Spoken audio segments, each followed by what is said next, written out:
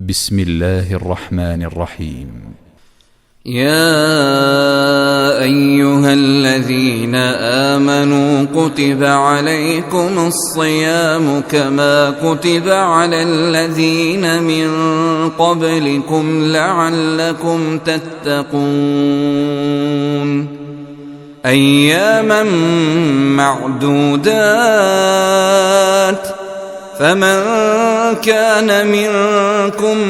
مريضا أو على سفر فعدة من أيام أخر وعلى الذين يطيقونه فدية طعام مسكين فمن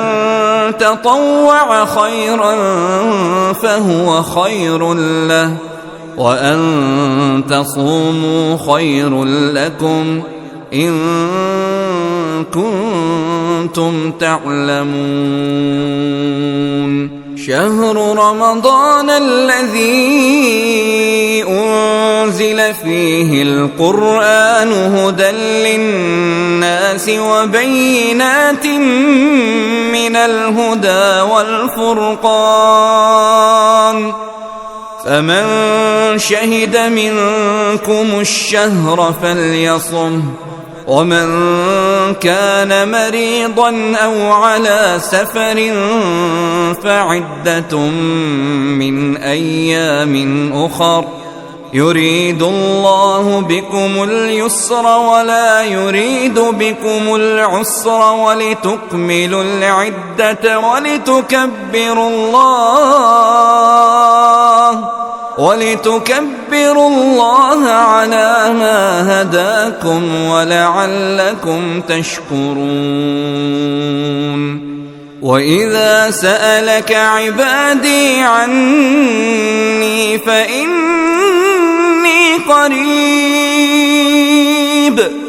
أجيب دعوة الداع إذا دعان فليستجيبوا لي وليؤمنوا بي لعلهم يرشدون أحل لكم الليلة الصيام الرفث إلى نسائكم هن لباس لكم وأنتم لباس لهن علم الله أنكم كنتم تختانون